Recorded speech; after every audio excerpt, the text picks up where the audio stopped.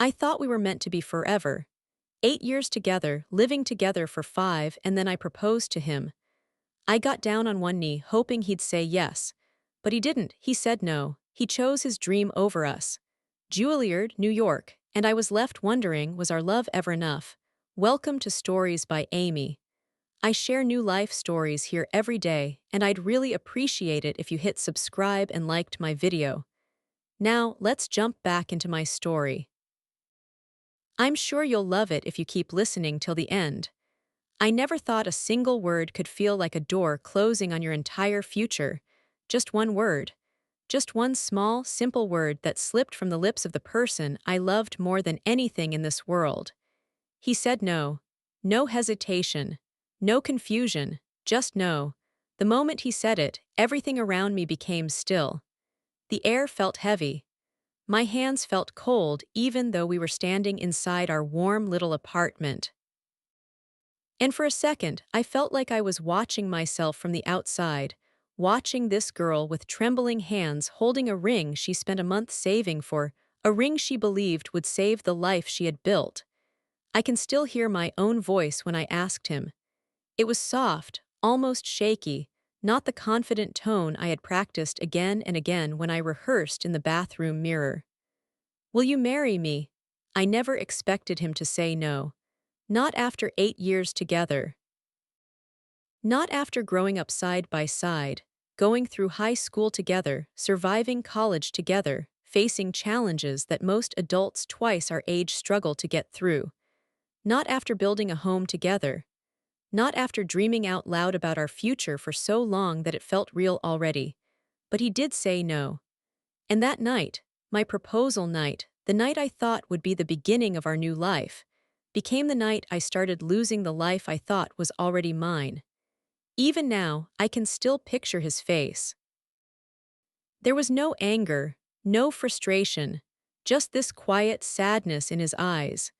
The kind of sadness that tells you the answer was never difficult for him. He had known his answer long before I even asked the question. He looked at me like he was sorry, but also like he had already moved on to something I wasn't part of. That hurt the most. It took me a long time to understand that moment. And even now, when I look back, I can't decide what broke my heart more, his refusal or the fact that I never saw it coming. I thought love meant choosing each other no matter what. I thought being together since we were 15 meant we were meant to be together forever. I thought our shared apartment, our shared dreams, our shared routines, all of it, meant we were safe. But love, I would learn, doesn't always move forward the way we expect it to. And sometimes the person who promised to stay with you for a lifetime ends up choosing a dream you never knew could come between you. This is the story of how I asked the man I loved to stay with me, and how he chose to leave. Not because he stopped loving me. Not because we fought. Not because we weren't good together. But because our dreams grew in different directions. Quietly, slowly, and without warning. Until one day, we found ourselves standing at a crossroads neither of us was ready for. This is the story of the moment I learned that love is not always enough to keep someone by your side, and how I learned to let go without breaking. I guess to understand the depth of this heartbreak, I need to start from the beginning. From who we were long before Juilliard, long before the proposal, long before life sat us down and forced us to choose. He and I grew up in the same neighborhood, only 3 streets apart. We met in high school, in the freshman year music class we both accidentally ended up in. He didn't even want to take music. It was an elective he picked only because it fit his schedule. And I only took it because I wanted something easy during my first year. But fate has a strange way of slipping into the smallest decisions. And somehow, that simple class became the starting point of everything that mattered for the next 8 years. He was quiet back then. Soft-spoken. Always tapping rhythms on his notebook without even realizing he was doing it. He never bragged about his talent. He never showed off. But one day, he played piano in front of the class and the entire room fell silent. He was good. Really good. The kind of good that didn't sound like a 15-year-old. The kind of good that made people turn and stare. I still remember the way his fingers moved, gentle, smooth, like the piano was something alive and he understood it in a way the rest of us didn't. I fell in love with him that day. Not because of the music, but because of how shy he looked afterward, like he wasn't sure if he was allowed to take up space in the world. We became friends slowly. Walks home after school. Late-night conversations about college, future plans, fears we never told anyone else. We understood each other in a way that felt natural, easy, familiar. He told me one night that he wanted to be a performer someday. I didn't laugh. I didn't tell him to be realistic, I just listened. And I think that was the moment he started falling in love with me too. By sophomore year, we were dating. It wasn't dramatic. It wasn't some movie moment. It was simple, quiet, a soft beginning to something strong. We held hands for the first time behind the gym after school. We kissed for the first time at a winter festival under cheap string lights. We went to prom together. We applied to colleges together. And somehow, every year, every challenge, every step, we chose each other. When we moved in together at 18, people told us we were too young. But we didn't care. Because living together felt like the most natural thing in the world. We cooked together. We studied together. We built routines that belonged only to us: Sunday morning pancakes, late-night movie marathons, shared grocery lists taped to the fridge. Our apartment was small, but it felt like a world we built with our own hands. A world where love was enough. And for a long time it was. Life felt steady, predictable, safe. We graduated college together last spring. I got a job in HR at a small local company. He took a year off to focus on music and figure out what he wanted next.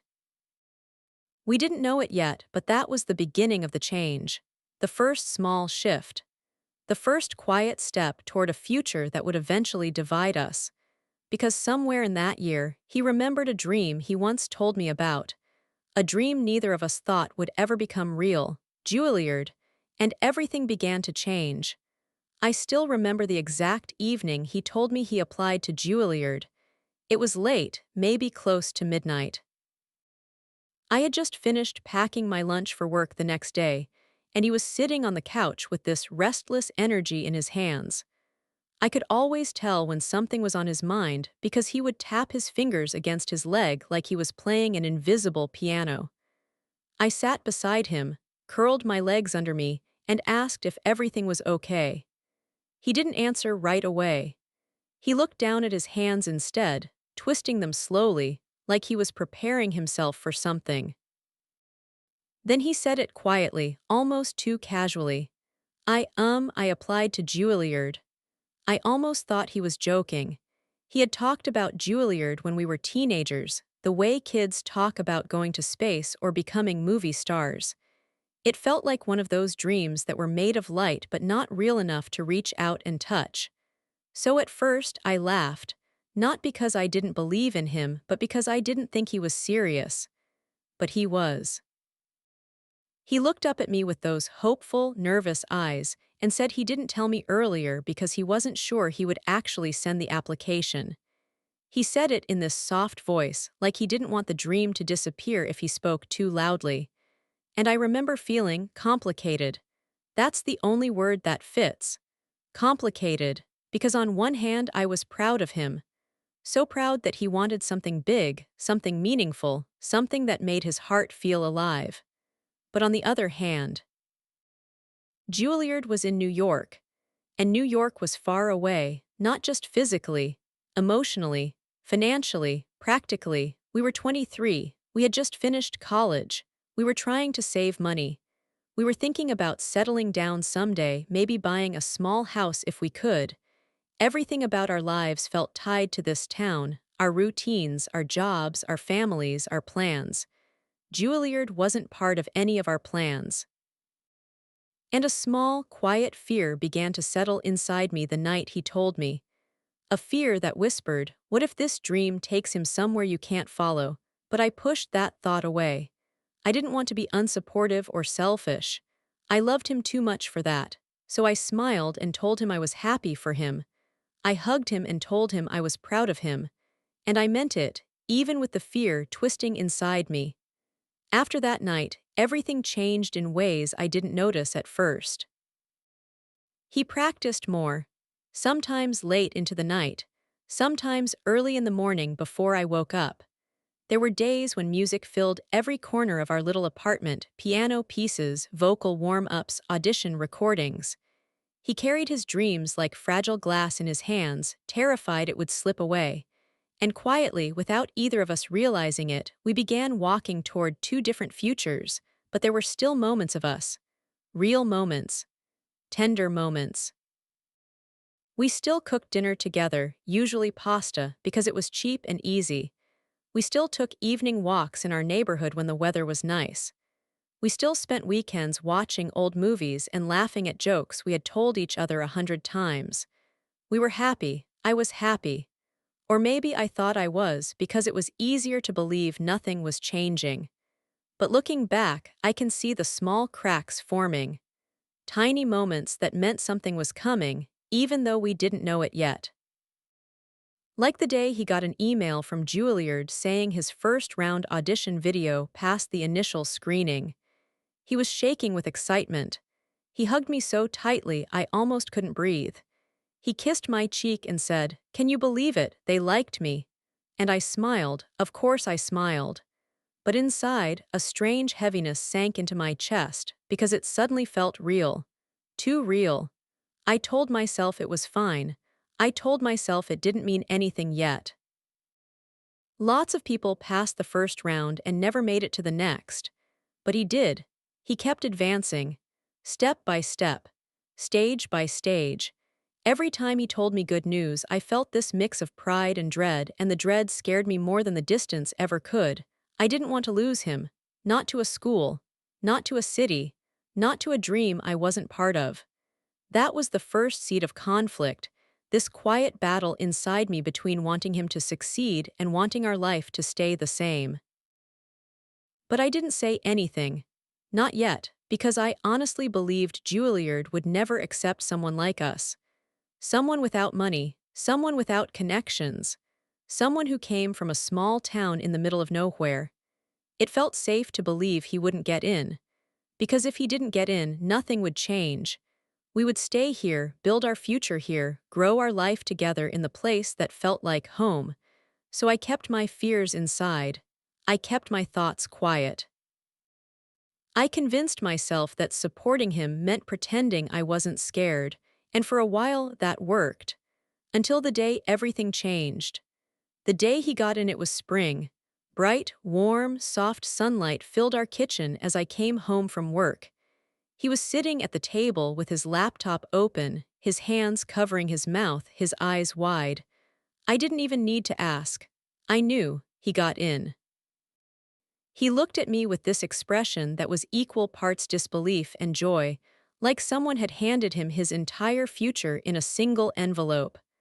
"I got in," he whispered, almost stunned by his own words. "They accepted me." My heart dropped, not because I wasn't happy for him, but because, in that moment, I knew our life was about to change forever. He stood and hugged me. He kept talking, stumbling over his excitement, explaining that he got a partial scholarship, that his audition score was high, that the faculty comments were amazing. I smiled. I hugged him back. I told him I was proud. And I really was. But at the same time, I felt something inside me collapse. Something small and fragile, something I didn't have a name for, because this wasn't like winning a contest or getting a promotion. This wasn't a dream he could just tuck away if things got complicated. This was his future, his path, his calling, and it was in New York, a place I never wanted to live, a place far from everything I loved, everything I knew, everything that felt safe. That night we talked about it. We sat on the couch, legs touching, hands loosely held, the air thick with emotion. He said, "You can come with me. We can move together. We can find a small place and you can get an HR job there. There are tons of them. And I listened. I tried to imagine it, but my mind kept going blank. I didn't want to leave this town. I didn't want to leave my parents. I didn't want to leave the job I had just started, a job that finally made me feel stable. And I didn't want to move to a crowded city where everything felt loud and overwhelming. The conflict wasn't loud between us. There were no fights, no shouting, no dramatic scenes, just quiet tension, quiet sadness, quiet fear. We kept talking in circles. He wanted New York. I wanted home. He wanted Juilliard. I wanted him. Our dreams didn't match anymore, and neither of us knew what to do with that. Where the distance began, the next few weeks were heavy, not in an angry way, just heavy. He was planning his move. I was trying to pretend I wasn't falling apart. He looked at apartments online. He talked about student orientation. He practiced more. He mentioned how excited he was to experience a big city, and I tried to smile. I tried to be supportive, but every word he said made me feel like I was being left behind 1 inch at a time. My parents kept asking if we were both moving. His parents asked how we were going to handle being apart. Friends asked if I was ready for New York. I didn't know how to answer any of them. One night, I finally asked him, "If I stay here, what happens to us?" He paused. Took too long to answer. That silence told me everything long before his words ever could. He said we could try long distance. He said he believed in us. He said people do it all the time, but I could hear the uncertainty in his voice. I could hear the fear. I could hear the part of him that knew long distance between two people who had never been apart was a dangerous thing. And that's when the idea entered my heart, the idea that maybe, just maybe, if we got married, everything would fall into place. Maybe marriage would anchor him. Maybe it would remind him that our life here mattered too. Maybe it would make us feel strong enough to face distance.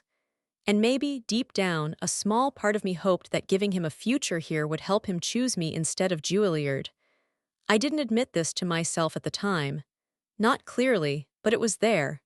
Quiet, growing, waiting for the moment I would act on it. And when I did, everything changed. I didn't decide to propose all at once.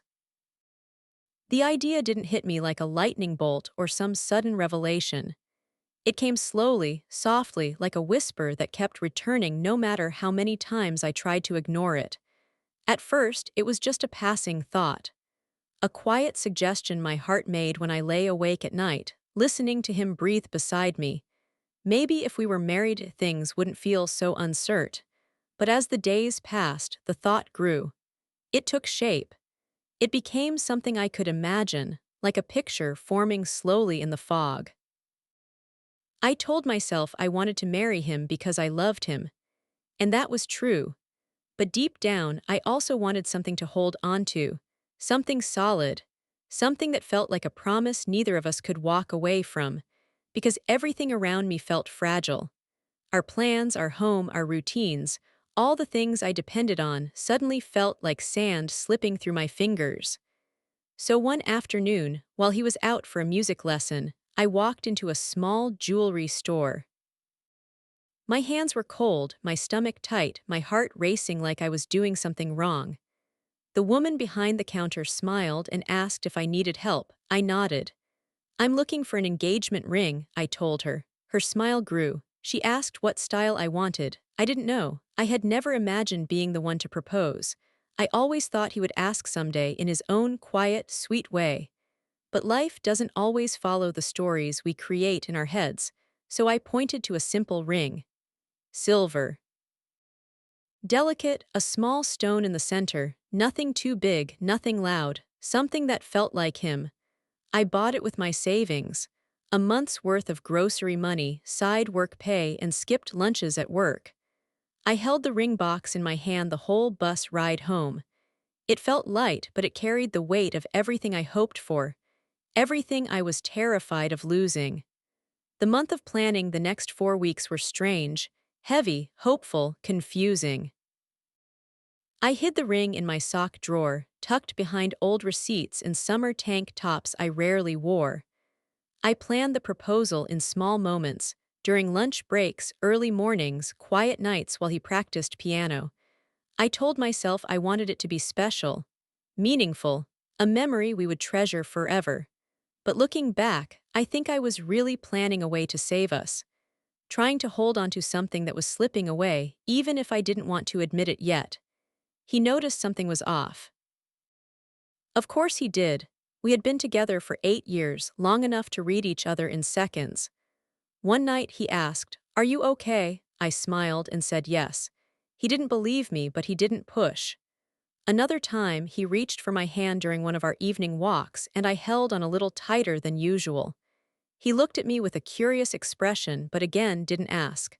Little moments like that kept happening, him sensing something shifting, me pretending nothing was wrong. He was busy preparing for New York, getting documents ready, calling advisors, talking to his mom about packing, practicing more than ever.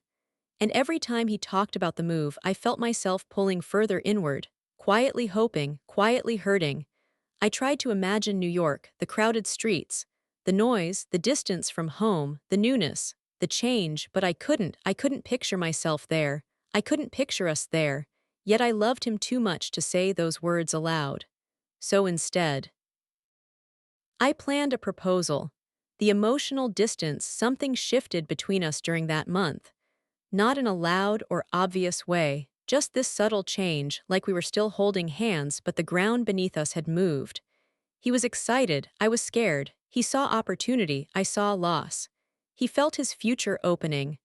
I felt mine closing. And because we didn't talk about it, not really, the space between us quietly grew. There were nights when he stayed up practicing until 2 in the morning. I would lie in bed, watching the soft glow from the living room stretch across the hallway, listening to the music he loved so much. Sometimes I felt jealous of the piano, jealous of the way it pulled him in, jealous of the way he looked at it with passion and longing, things I wasn't sure he looked at me with anymore. But then he would crawl into bed beside me, whisper, "Good night," and pull me close. Those moments confused me the most, because they made it feel like nothing had changed, even though everything had. The conversations we didn't want to have one evening, he found an article about success stories from Juilliard graduates. He read it out loud while I cooked dinner, words like career launch, international opportunities, once in a lifetime. His voice was bright, full of hope. I stirred the pasta and tried to keep my hands steady. After he finished reading, he wrapped his arms around me from behind and rested his chin on my shoulder. He said, "I wish you were as excited as I am." His voice was soft, not accusing, not angry, just sad. "I am," I lied. He let out a small breath, one of those quiet exhales you make when you want to believe something but can't quite let yourself. We didn't talk for the rest of dinner, but later in bed he said, "I don't want to lose you." My heart cracked a little because he didn't say he wouldn't lose me. He said he didn't want to. "I'm not going anywhere," I whispered. But part of me knew I already was, little by little. Emotion by emotion, and neither of us knew how to stop it. The day I decided on the proposal night, it was a Sunday. We were sitting on a park bench near the lake behind our apartment. He was looking at the water, lost in thought, fingers tapping lightly on his knee. I watched him for a long moment. Really watched him. The curve of his profile in the sunlight. The gentle way his hair fell into his eyes. Familiar shape of his hands.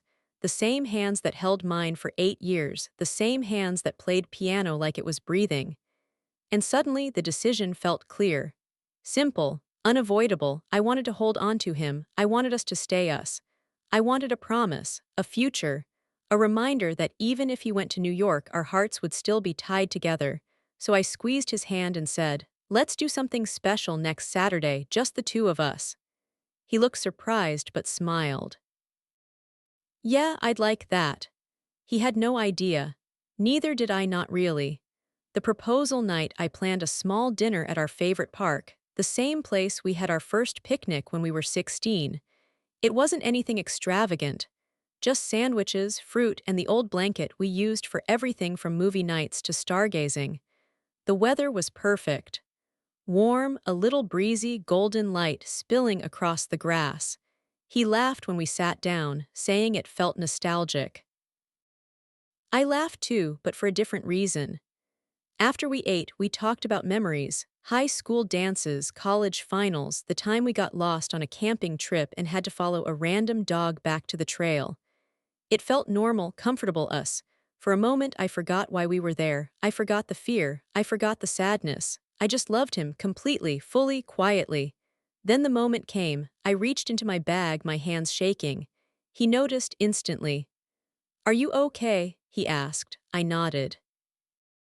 I took a breath, another, then I pulled out the small ring box. His eyes widened, his breath caught, his body went very, very still. I opened the box. The little silver ring glimmered in the fading sunlight. My voice trembled as I said his name. "I love you," I whispered. "We've built a life together, a home, 8 beautiful years. I want to spend the rest of my life with you. Will you marry me?" Silence. The kind that felt like it stretched across the whole world. He looked at the ring. Then at me, then away. His eyes grew glossy but not with joy. My heart dropped. He swallowed hard, then he said it. No, just one word, soft, broken, final. It hit me like cold water, like winter wind, like something sharp slicing through a dream I didn't want to wake from. I felt my throat tight, but I didn't cry. Not yet. He reached for my hand. "I can't," he said. "Not now." I felt myself shrink inside. "Because of New York," he hesitated. His silence was answer enough. "I love you," he said, voice cracking. "But I need to go, I need to try, I need to see what's out there for me." My eyes burned. "Even if it means leaving me." He looked at me with the saddest expression I had ever seen on his face. "It's not leaving you, it's building something for myself, something I've wanted for so long." "And what about us?" I whispered. He closed his eyes. "I don't know." Those 3 words hurt more than the no, because we had always known. Always, 8 years of knowing. Now suddenly he didn't. He gently closed the ring box and placed it back in my hand. His fingers lingered on mine like he wanted to say something more, something comforting, something hopeful, but the words didn't come. We sat there in silence until the sun disappeared. Two people who loved each other deeply but no longer fit in the same future. When we walked home, we held hands. But it didn't feel the same. His grip was light, unsure. Mine was desperate. And that night, after we brushed our teeth and got ready for bed, he whispered, "I'm sorry." I looked at him, really looked at the boy I loved, the man he was becoming, and for a moment I wondered if loving someone meant letting them go long before they physically left. I didn't answer. I didn't know how to. We lay down beside each other. But for the first time in 8 years, I felt alone. I think the hardest part of loving someone is realizing that love alone does not guarantee the same future. People always say, if two people truly love each other, they will find a way. But sometimes, the way each person needs to walk leads in opposite directions, and that is what these days felt like. Two paths slowly separating, even while our hands were still trying to hold on. The night of the proposal stayed with me, not the rejection itself, though that hurt more than anything, but the moment right after, when he looked at me with this strange mixture of sorrow and determination. It was almost like he was grieving too, but still choosing to walk forward. I kept replaying the scene in my mind. The lights I had set up, the soft music I chose because he loved that song, the ring sitting in my hand, shining under the warm glow of string lights. All those details that were supposed to create a beautiful memory, and now they were pieces of a moment I struggled to breathe through. Every time I closed my eyes, I heard his voice. "I'm sorry, I can't say yes." It echoed, it stayed. It settled somewhere deep inside me. In the days that followed, the atmosphere in our apartment changed in ways I didn't expect. We still spoke. We still laughed sometimes. He still made coffee for me every morning. He still reached for my hand when we sat on the couch, but there was an invisible layer around everything. A quiet tension. A heaviness that neither of us knew how to name. It was like we were two people standing in the same room, but the air had changed so much that it no longer felt familiar. One evening, we were sitting on the couch, each pretending to scroll on our phones. He set his phone down and turned toward me. "Can we talk?" Those words used to sound normal. Now they felt like a warning. I nodded, trying to steady my breathing. He spoke softly. "About the proposal, I want you to know it wasn't a rejection of you." He paused. "I love you. I have always loved you." I looked at him, searching for reassurance. He continued slowly. I've worked for this chance for so many years. I never told you how much it mattered because I didn't want to put pressure on either of us. But when I got the acceptance letter, something clicked. I felt like I finally had a direction." I bit my lip. "I'm your direction, too." He closed his eyes for a moment as if my words stung. You have been, but this is something I need to do for myself." His voice cracked just slightly at the end, and I felt this strange mix of love and loss at the same time. I whispered, "But what about us?" He reached for my hand. "We'll figure it out, we always have." But his voice didn't sound sure, and mine didn't have the strength to question further. A few days later, my mom invited me over for dinner. She had been noticing something in my voice during our calls, but I hadn't told her the full story. When I walked through the door, she hugged me for a long time without asking anything. Mothers always know more than we think.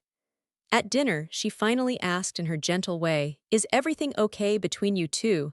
I stared at my plate for a long moment before whispering, "No." She waited quietly. So I told her, everything, the proposal, his refusal, his decision to move. My fear, my heartbreak. She didn't interrupt. She just listened, her face soft but filled with worry. When I finished, she spoke quietly. "Sweetheart, I know this hurts, but you can't ask him not to grow." I looked up sharply because part of me wanted her to take my side completely. She reached across the table and held my hand.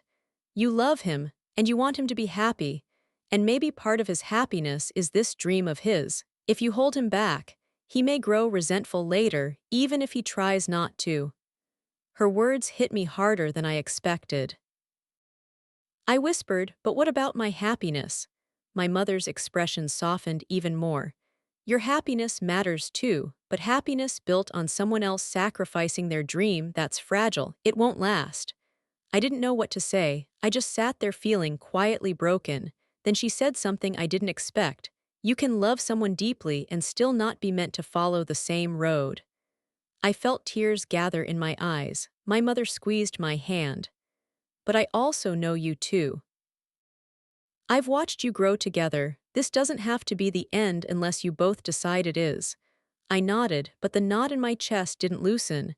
When I got home, the apartment was quiet. He was sitting by the window, staring outside with a thoughtful expression. When he saw me, he smiled softly. "Hey, hey." I sat beside him without speaking. After a moment, he reached out and rested his hand over mine. "I was thinking," he said quietly. "I don't want you to feel like I'm choosing between you and Juilliard." I swallowed. "But you are." He winced a little at that. I continued softly, "I'm not blind. I know this is what you want. I know it's important, but it still feels like you're choosing a dream over a life we could build right here." He was silent for a moment before whispering, "I wish I could give you both." The sincerity in his voice hurt more than anything. We sat there for a long time, just holding hands in silence. It was one of those moments when you realize that love is not loud or dramatic. It is quiet. It is full of choices. And sometimes, those choices break you in ways you never imagined. The turning point came the next morning. I woke up to the sound of him packing in the next room, not fully, not officially, but sorting things, making lists, arranging paperwork. It suddenly hit me. This wasn't a distant event anymore. He was really going. He was preparing for a life that didn't include me in the way I had hoped. I stood there in the hallway, watching him from the doorway. He didn't see me at first. He was kneeling by a box, holding one of his old violin books, flipping through it with a soft smile.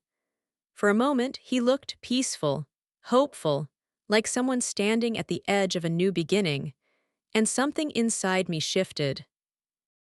I realized I had never seen him look like that about anything else, never about a job or a class or a hobby.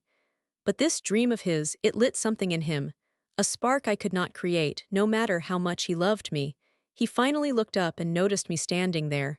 "Oh, hey, I didn't hear you." I nodded, my throat tight. "You're packing." He hesitated. "Just organizing. It helps me think." I stepped into the room and sat on the bed. He stayed on the floor, still holding the book. "If you want to, you can help me choose what to bring," he said gently, as if inviting me into the process would somehow make it hurt less. I whispered, "I don't know if I can." He nodded slowly, understanding. "I know." We stared at each other across the room, two people who loved each other sitting just a few feet apart, but somehow it felt like miles. Then it happened. I broke. Not dramatically, not loudly, just quietly, like something inside me finally cracked open. Tears slid down my cheeks before I could stop them. He immediately got up and sat beside me. "Hey, hey, what's wrong?" His voice was full of worry, even though we both knew exactly what was wrong. I shook my head, covering my face with my hands. "I don't want to lose you." He wrapped his arms around me. "Please don't think that. I'm not going anywhere." I pulled back, my voice trembling. "You are, in 3 weeks you are," he winced. "And I can't follow you there," I whispered. "I can't leave everything behind. This is my home, this is my life, my family is here, my job is here, I can't just uproot everything." He held my hands tightly. "I know, and I'm not asking you to give up what matters to you either." "But you are," I said softly, "just in a different way." His breath caught because he knew it was true. I continued, my voice barely above a whisper. "You want me to be okay with you leaving. You want me to wait. You want me to believe that we'll work it out. But you can't promise me anything real, because you do know where Juilliard will take you. You don't know if you'll come back. You don't know anything yet." He looked down, unable to deny it, and then I asked the question that had been haunting me. "If everything stays the same, if you have to choose between this dream and the life we plan together, which one will you pick?" He closed his eyes, took a deep breath, and whispered, "I have to try, I have to go." Not angry, not cold, not careless, just honest. And that was the moment something inside me finally understood. He wasn't choosing Juilliard instead of me. He was choosing a part of himself that had been silent for too long, but the outcome still broke us. I nodded slowly, tears slipping down my face. "Then we want different things." He grabbed my hands like he was holding on to the edge of a cliff. "No, we don't want different things. We want each other." I shook my head with a sad smile. Wanting each other isn't enough if our lives are pulling in different directions. He pressed his forehead against mine, his voice trembling. "Please don't say that." But I knew we had reached the point where love alone couldn't keep us from drifting apart. That was the turning point. Not a fight, not anger, not betrayal. Just two people quietly realizing that the future they dreamed of together was no longer the same future. And sometimes, that is the most painful realization of all. After that morning, the air in our apartment changed in a way I could feel in my bones. It wasn't dramatic. It wasn't filled with arguments or slammed doors. It was quiet, too quiet. We were still together, still living under the same roof, still sharing the same routines. But every moment felt like it carried a shadow, something unspoken, something waiting. That evening, we made dinner together like we always did. He chopped vegetables. I stirred the pot. It should have felt normal, comforting even, but it didn't. It felt like we were acting out an old memory instead of living a present moment.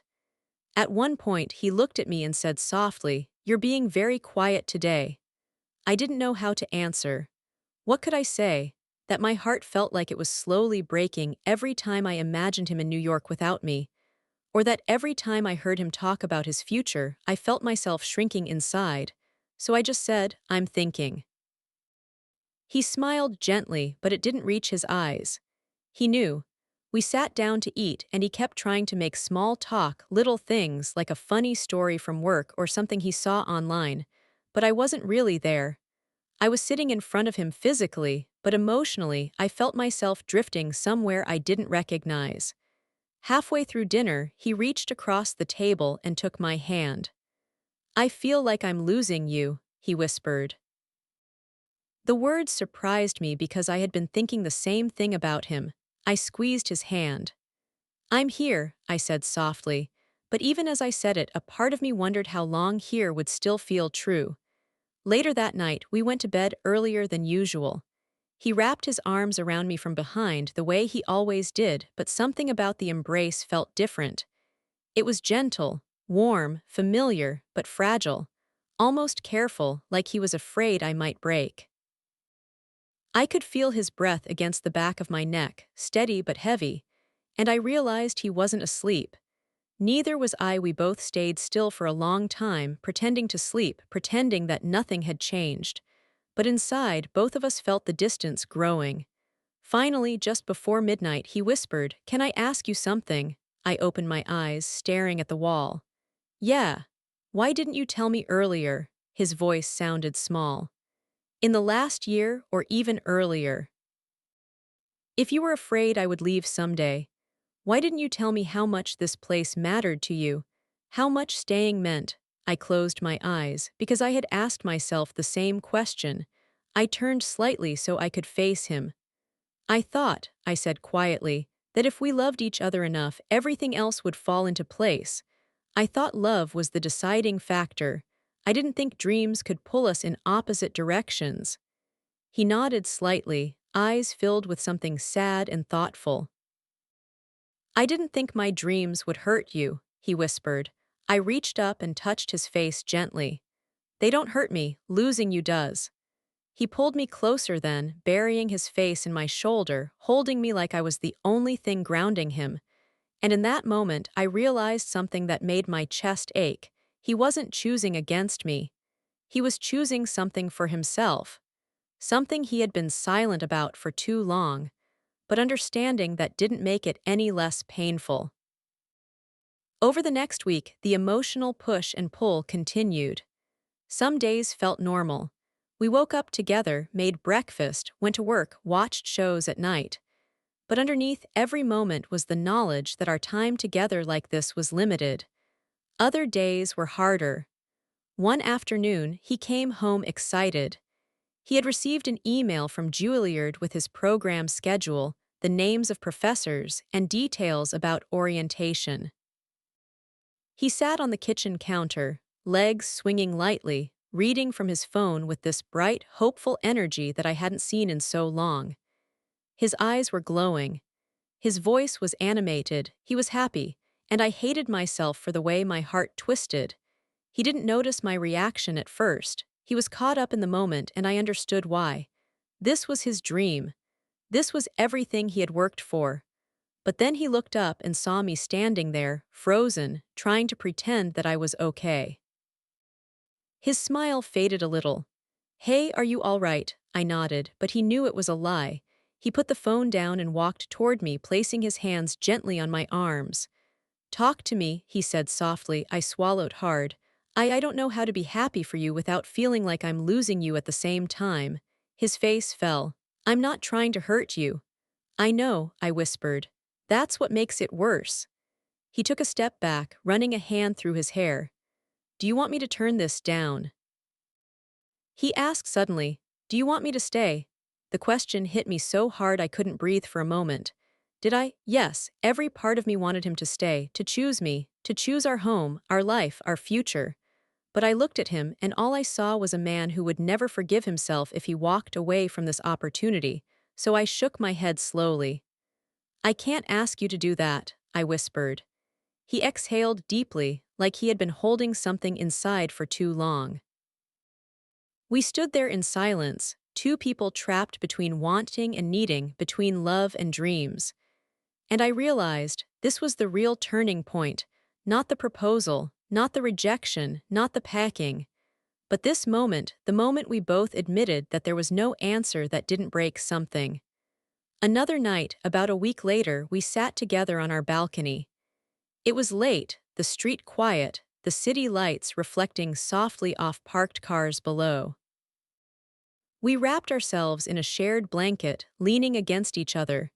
It should have felt peaceful. Instead, it felt like we were trying to memorize a moment before it disappeared forever. He rested his head on my shoulder. "I wish I could take you with me," he murmured. "I know, and I wish I could stay." "I know." We stayed like that for a long time, listening to the soft sounds of the night. Then he said something I wasn't expecting. "Do you ever think about what our life would look like if we followed your path instead of mine?" I looked down at my hands. "All the time." "Tell me," he whispered, so I did. "I imagine us buying a small house here, maybe something older that we'd fix up slowly. I imagine dinners with my family on Sundays. I imagine working my way up at my job.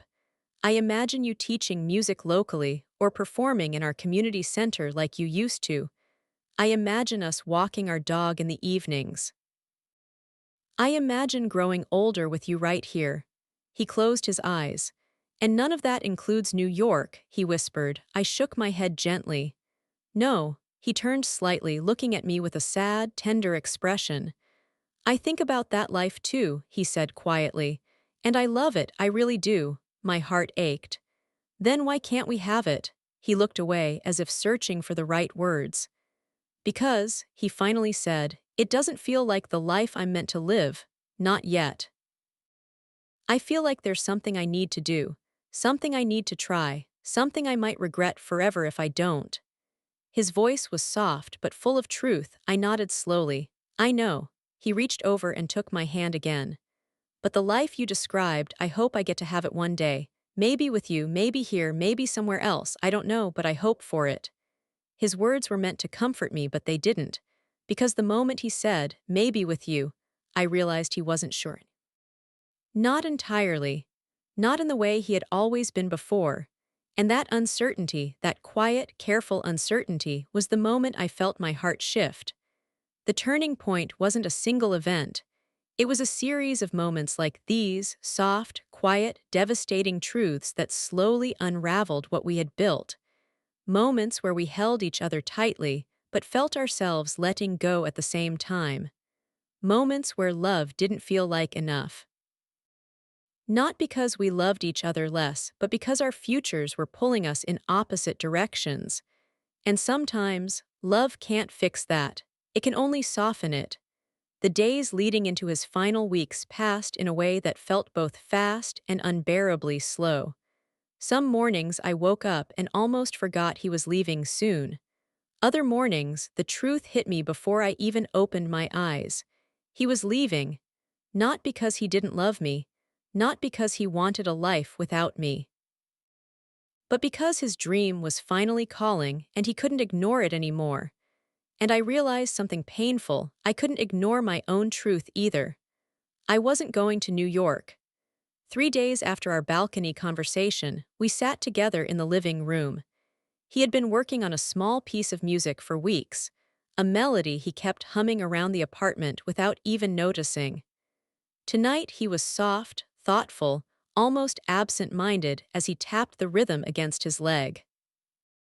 "Can I play something for you?" he asked suddenly. I nodded. He walked to the corner where his violin stood.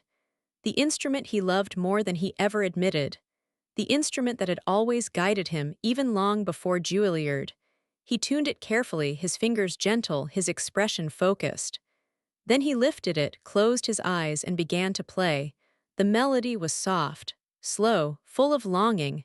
It was beautiful. It was heartbreak poured into sound.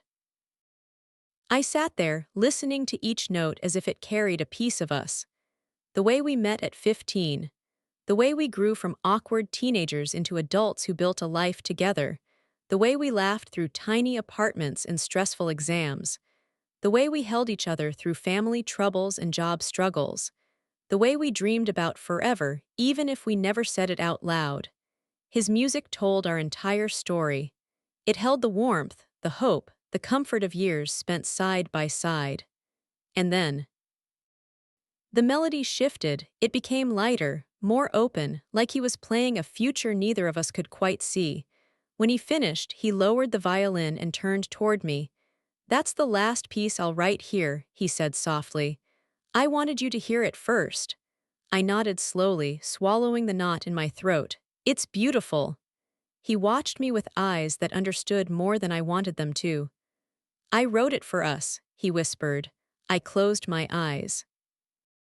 Because in that moment, the music felt like both a goodbye and a promise. Something ending and something beginning, just not in the same place. The following week, my family held a small dinner for us. It wasn't meant to be a farewell event, but everyone knew what it was. My mom made his favorite dishes. My dad cracked his usual dry jokes that made him laugh every time. My younger cousins asked him questions about New York, their eyes wide with fascination, as if he were going off to another world. Everyone was supportive. Everyone tried to be happy for him, but I felt the heaviness in the room. My mom kept a hand on my back whenever she walked past me. My dad looked at me with silent understanding. My aunt hugged me twice on the way out, as if she could sense that I was quietly breaking. When we got back into the car after dinner, he reached for my hand. "They love you," he said softly. "They love you too," I whispered. He nodded. "I know, that's why it scares me leaving all of this." I turned to him. "Then why are you still going?" I asked gently, not accusing, not angry, just wanting to hear his heart. He sighed deeply. "Because if I stay, I'll always wonder who I could have been." His honesty was simple but heavy. "And if you go," I whispered. He looked at me, his eyes soft with fear and tenderness. "Then I'll always wonder if I could have stayed." I didn't know which truth hurt more. 2 weeks before his departure, we reached the conversation I had been avoiding. It was late. We were sitting in bed, both facing opposite directions at first, like two people trying to gather courage quietly. Finally, he turned to me. "Can we talk about what happens when I leave?" I felt my heart drop. I nodded, even though I wasn't ready. He took a deep breath. "I want us to stay together," he said softly. "At least at the start. Long distance doesn't have to mean we're breaking up." I looked down at my hands. "I know, but I need you to understand something too." He waited. "I can't live my life waiting for your return date," I whispered. "And you can't live yours worrying about losing me while you're trying to build your future." He swallowed hard. "So, what are you saying?" "I'm saying we need to be honest about what this really is," I said quietly. "We're walking into two different futures. And we don't know if those futures will meet again." He closed his eyes, turning away for a moment as if he needed to breathe through the pain. When he looked back at me, his voice trembled. "I don't want to lose you." I felt tears gather in my eyes. "Maybe we're not losing each other," I whispered. "Maybe we're just letting each other grow." He shook his head. "It sounds like losing you." I reached for his hand and held it gently. "We don't have to break up," I said softly. "But I think we both know we're not planning a future together right now. We're just trying to hold on to something because we're scared to face the truth." His voice cracked. "What truth?" "That love isn't always enough to keep two people in the same place." The silence that followed felt like it stretched through years. He didn't speak. He just looked at me with eyes that glistened with sadness. And I realized in that moment that letting go wasn't always loud or final. Sometimes it was just two people sitting on the edge of a bed, holding hands, knowing the world was shifting beneath them. The next few days became softer. Quieter. We didn't fight. We didn't argue. We just stopped pretending. We made dinner together without the pressure of forced conversations. We watched movies without talking about the future. We slept close without promising anything beyond the present. It felt like a slow unwinding. Like the last few pages of a book you don't want to finish but can no longer avoid. One night he pulled me into his arms and whispered, "I'm scared." "Of what?" I asked gently. "Of going," he said. "And of staying, and of losing you, and of becoming someone you don't recognize." I touched his cheek. "You'll always be you," I whispered. "No school can change your heart. No city can change your kindness." He closed his eyes. "But it might change the way I fit into your life." I didn't have an answer for that. Not because I didn't want to reassure him, but because I couldn't promise something I didn't know. A week before he left, he began packing seriously. Not little things, not scattered boxes. Real packing, clothes, books, his instruments, his paperwork, his laptop, his sketchbooks, his sheet music. Every item he placed into a suitcase felt like a quiet goodbye. I stood in the doorway, holding a cup of tea, watching him fold shirts with such focus that it almost hurt. He looked up and saw me. "Do you want to help?" he asked. I shook my head gently. I think this part is yours." He nodded slowly, understanding. "I kept leaving space," he said quietly, "in case you changed your mind." My chest tightened. I walked over, placed the cup on the table, and sat beside one of the open suitcases. It was half empty, half waiting, half hoping. He sat down next to me. "I'm not changing my mind," I whispered. He nodded.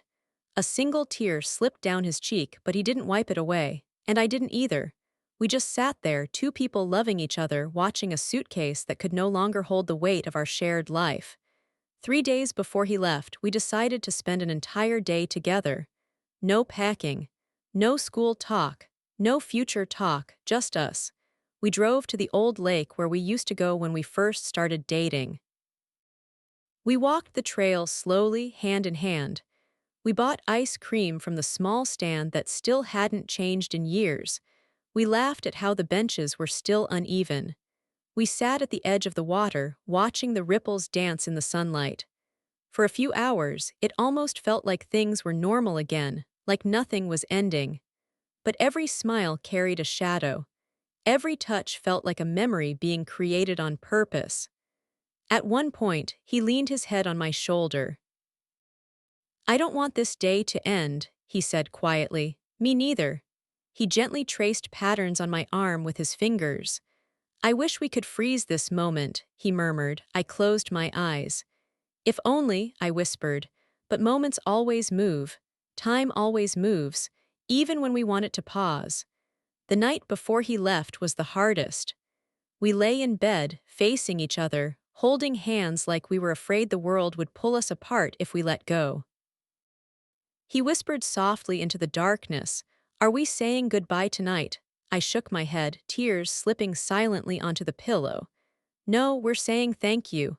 "For what?" he whispered. "For 8 years," I said softly. "For growing with me, for loving me, for being my home, for making life gentler, for giving me a love that I'll carry with me no matter where we go." He pressed his forehead against mine. "And thank you," he whispered, "for believing in me, for standing by me, for loving me even when it hurts." We held each other for a long time. No promises, no declarations, no plans, just presence, just love, just the quiet understanding that tomorrow would change everything. The morning he left, I drove him to the airport. We barely spoke on the way. Our hands remained intertwined the entire drive. When we arrived at the departure gate, he turned to me. "I'll call you as soon as I land." I nodded. "I know." He took a slow breath. "Are we still together?" He asked softly. I looked into his eyes, the eyes I had grown up with, the eyes that had held me through so many storms, the eyes that still looked at me with love. "We're not breaking up," I whispered, "but we're not holding each other back either." He nodded, understanding the unspoken truth. We were letting life show us what came next. Separately, together, or somewhere in between. He kissed me softly, once, then again, like he was trying to memorize the shape of something that had held him for years. "I love you," he whispered. "I love you too." Then he took a step back, and another, and another. And with each step, I felt something inside me slowly unravel. He turned once more before walking through the gate and gave me a small, sad smile. I smiled back, even though my heart felt like it was breaking piece by piece. Then he disappeared behind the corner, and the world felt quieter than it had ever been. I sat in my car in the airport parking lot for nearly an hour, not crying loudly, not falling apart, just sitting, breathing, letting the reality settle. He was gone, not forever, not in anger, not in betrayal, just gone, and I had stayed. because that was my truth, my home, my choice. And for the first time, I let myself feel both things at once, the grief of losing what we had, and the quiet courage of choosing myself. That was the resolution, not dramatic, not final, not neat or tidy. Just two people standing at a crossroads, choosing honesty over fear. And letting the future unfold without forcing it into a shape it no longer fit. The days following the balcony conversation grew heavier in ways I couldn't have anticipated. Every morning, I woke to an empty apartment for a few minutes before realizing he was still there, packing, planning, preparing. And yet, the silence that stretched between us felt wider than ever. Even the smallest things became loaded with significance. When he left his coffee mug in the sink, I noticed it immediately. When he hummed a song while organizing papers, my heart would tight. When he simply smiled at me across the living room, I felt a pang so sharp I had to look away. We were still together. We still ate dinner together, laughed sometimes, held hands. But each moment carried the shadow of a goodbye we both refused to say out loud. One afternoon, I returned home from work to find him sitting on the floor with his violin. He wasn't playing. He was just holding it, eyes closed, fingers gently brushing the strings. I knelt down beside him, unsure if I should speak. "Hey," I whispered. He opened his eyes slowly and smiled softly. "Hey," he replied. We sat there in silence. I wanted to say something, anything, but words felt meaningless. Finally, he spoke. "Do you ever think about how much has changed?" he asked quietly. I nodded. "All the time," he sighed. "Sometimes I wish we could go back, to before everything got complicated." "I do too," I admitted, "but wishing doesn't change reality." He leaned back on his hands, staring at the ceiling. "I know, but I can't help it. I keep imagining a world where I never got accepted, where we stayed here together, where I didn't have to make this choice." I reached out and placed a hand on his shoulder.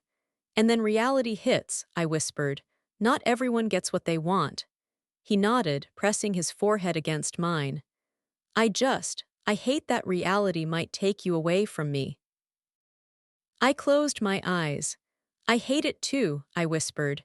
"But maybe it's not about hating it, maybe it's about learning to live with it." He looked at me, eyes glistening. "Even if it means being apart?" he asked. I swallowed. "Yes," I said softly, "even then." The next day, we decided to take a long walk around the city, the one we had grown up in, the one that had shaped us both. We wandered through old streets, the ones we had walked together countless times. Every corner, every coffee shop, every tree seemed to hold memories we had built together over 8 years. We stopped at the little park where we had shared our first kiss. The swings were empty, the slides still. I sat on the bench and watched him stand at the edge of the playground, looking out at the open space. His hands in his pockets, his expression distant. I went to stand beside him. He didn't speak at first. We just looked at the horizon, silently sharing the weight of the future. Then he asked, "Do you think we'll ever come back here, together?" I hesitated. "I don't know," I admitted. "But even if we do, it might not be the same, we might be different people." He nodded slowly. "And that's okay," he said, "because even if we're different, I'll still remember this, I'll still remember us." I reached for his hand and he took it without hesitation. We held it quietly, letting the moment stretch out. There was love there, deep and steady, but it was bittersweet. The kind of love that stays in your bones even when your paths diverge.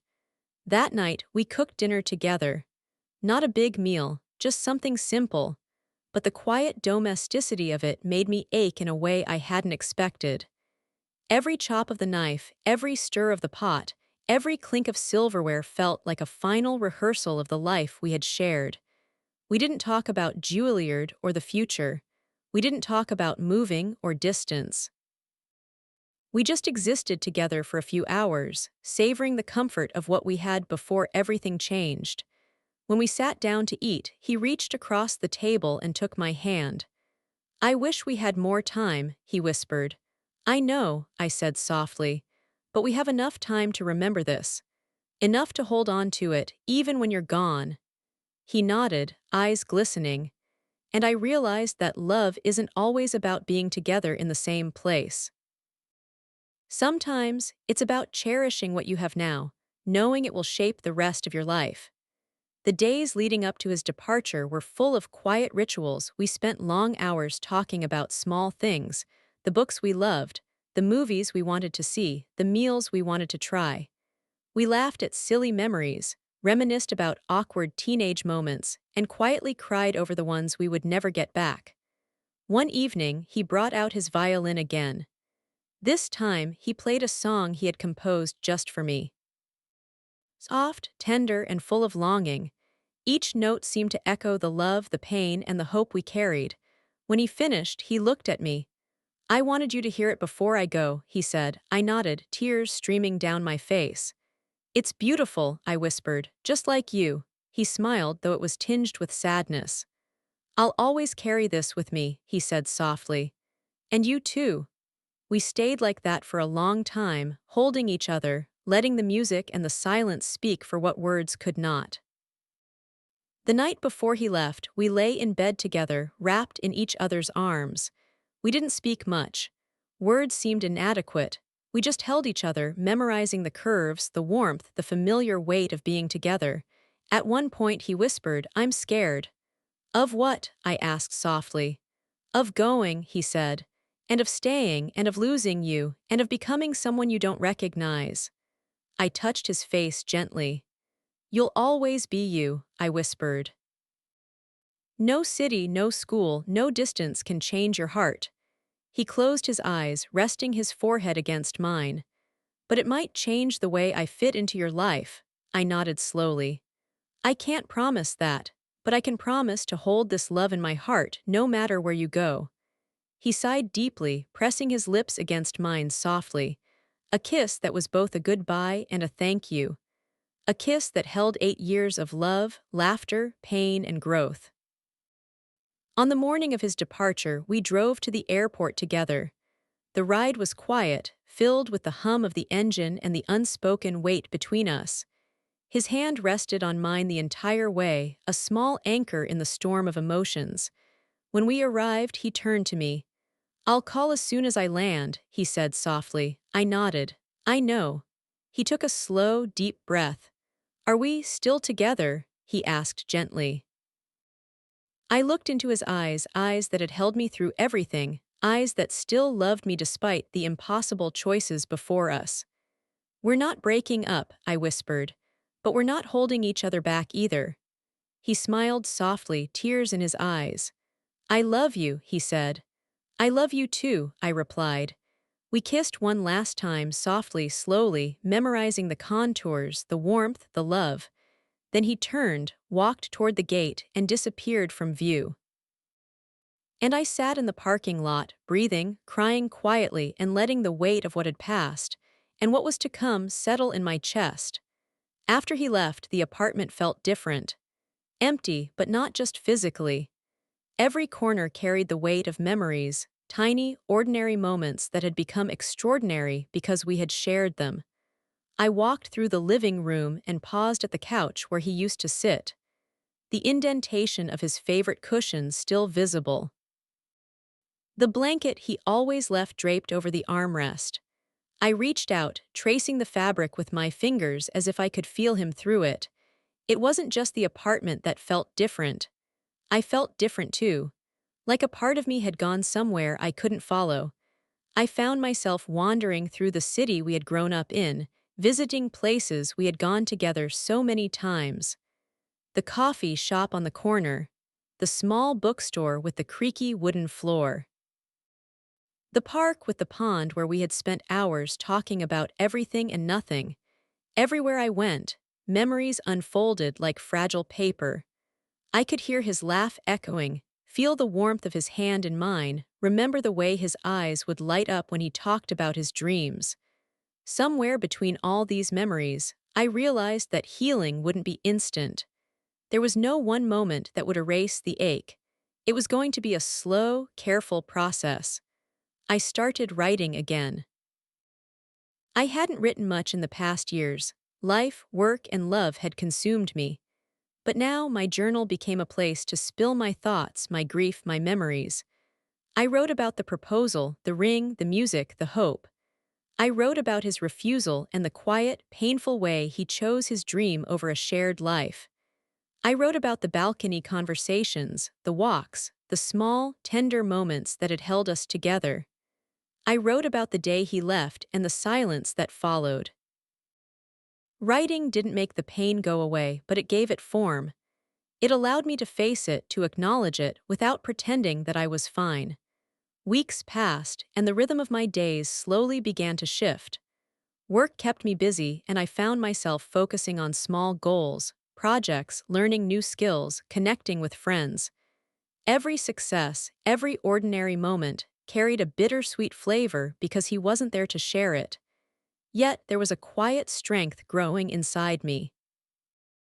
A realization that even though our paths had diverged, the love we shared hadn't been wasted. It had shaped me, softened me, made me more capable of feeling deeply and living fully. One evening, I found myself standing at the window, looking out at the city's skyline. The lights twinkled, distant and comforting. I imagined him there, in a small apartment in a new city with a violin and a dream he had chased for so long. And even though my chest ached, I felt something else. Pride, hope. Love, not the love that clings or demands, but the love that lets go. I whispered to myself, I hope he's happy. And for the first time, I meant it without holding back any part of my heart. Friends noticed the subtle changes in me. They would ask, how are you holding up? And I would smile, almost automatically, and say, I'm okay. But inside, I was learning to sit with discomfort, to feel grief without letting it define me. To live with the space he had left behind, rather than trying to fill it too quickly. Some nights I would replay conversations in my head. Would he call tonight? Would he share a story from New York?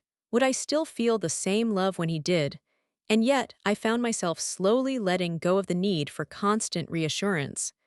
I realized that our love had already given me everything it could, and that was enough. I started revisiting hobbies I had put aside. I went back to painting, spending hours blending colors, creating something new from nothing. I joined a book club, laughing with strangers about stories I never thought I would share. I took long walks alone, noticing the small details of life, the wind through the trees, the way sunlight hit the sidewalk, the sound of birds in the evening. Each day became a reminder that life still had beauty, still had meaning, even without him by my side. One rainy afternoon, I found myself at our old favorite cafe. I sat in the corner, the same spot we had claimed years ago. I ordered our usual coffee with just a hint of sweetness. I didn't expect to cry, but as I sipped my drink, I felt a wave of emotion hit me. All the little memories, his laughter, the way he held my hand, the nights we stayed up talking flooded back. And I let myself cry. Not loudly, not dramatically, just quietly. Letting the grief flow, acknowledging the loss, honoring what had been real and true. When the rain outside slowed, I felt lighter. Some of the heaviness had lifted, replaced by a quiet peace I hadn't felt in weeks. Over time, I began to reconnect with him in small ways. Texts, occasional calls, sharing little milestones in our lives. Not as a couple, not as partners planning a shared future, but as two people who had deeply shaped each other. He told me about auditions, rehearsals, and new friends in New York. I shared my wins at work, small victories, and moments of joy. There was no pressure, no expectation. Just a quiet acknowledgement that love doesn't always end in separation, it transforms. Months passed. We didn't see each other often, but when we did, it was gentle. A coffee in the park, a walk along the familiar streets, a long conversation at the cafe. And each time I felt grateful. Grateful for what we had shared. Grateful for what we had learned from each other. Grateful for the love that had been patient, honest, and real. I realized something important through it all. Love isn't about possession. It isn't about forcing someone to stay. It isn't about trying to fit the future into a mold that no longer fits. Love is about seeing someone clearly, acknowledging their dreams, their needs, their truths, even when it hurts, even when it means letting go. I started to rebuild my life. I focused on my career, my family, my friends, my passions. I learned to live fully without constantly looking back. And slowly, the pain of separation softened into a quiet ache, a memory that carried both love and wisdom, a memory that reminded me that our lives are made of choices. And sometimes, choosing love means letting go. Months had passed since he left for New York, and life had begun to settle into a new rhythm. The apartment no longer felt heavy with absence. Instead, it carried the quiet echoes of love that had once filled it, a warmth that lingered even in his physical absence. I had returned to my routine, but in a way that felt lighter. I woke up earlier, made my coffee just the way I liked it, and walked to work with a sense of quiet purpose. I noticed small things: sunlight through the window, the laughter of people on the street, the smell of fresh bread from the bakery around the corner. Life was moving forward, and so was I. Sometimes I thought of him, of the way he smiled when he played his violin, of the soft way he would brush my hair from my face, of the way his hand felt in mine, and I smiled not in sadness but in gratitude, because even though our paths had diverged, the love we shared had shaped me. It had made me braver, it had made me softer, it had taught me to cherish the present even when the future was uncertain. One evening, I found myself sitting by the window, journal in hand. I wrote about our story, not just the heartbreak, but the joy, the laughter, the shared dreams. I wrote about how love sometimes isn't enough to keep two people in the same place. I wrote about how choosing oneself doesn't mean choosing selfishly. I wrote about how letting go can be an act of love too. And as I wrote, I felt a sense of peace I hadn't felt in months. A few weeks later, I received a message from him, not a long one, not filled with expectations, just a simple note: "I miss you, I hope you're well, I hope you're happy." I smiled, my heart warming. I replied simply, "I miss you too, I am well, I am happy." And that was enough, because happiness, I realized, wasn't about being together in the same place. It was about honoring each other's paths, about carrying love forward without needing to control it, about letting the people we love chase their dreams while still holding them in our hearts. Months turned into a year. I continued to grow. I continued to live fully. And though there were moments of quiet ache, moments when I missed him more than words could express, I knew that our love had given me a gift: the courage to let go while still holding on. Sometimes, in the evenings, I would sit on our balcony, imagining him playing his violin in New York, and I would whisper softly to the night, "Be brave, be happy, be yourself." Because that was what love truly meant: not holding on too tightly, not trying to force someone into a life that isn't theirs, but loving them freely, completely, and with all your heart, even when it hurts. And slowly, quietly, I found my own heart healing. I learned that endings aren't always final, they are often beginnings in disguise. Love, I realized, is never wasted. It changes us, shapes us, and teaches us to grow, even when it isn't the story we had imagined. And in that quiet understanding, I found hope. Hope that life still held beautiful things, still held joy, still held love. Even if that love looked different from what I had once imagined. And so I carried forward, with a heart that had been broken and mended, with memories that were tender and sacred, and with a quiet, unshakable faith that love, real love, always leaves its mark. The moral: true love isn't about possession or holding someone back. It's about acceptance, understanding, and the courage to let go, while still carrying the love forward in your heart. Thanks for listening. If you like this story, please like, share, and please subscribe my channel for support me.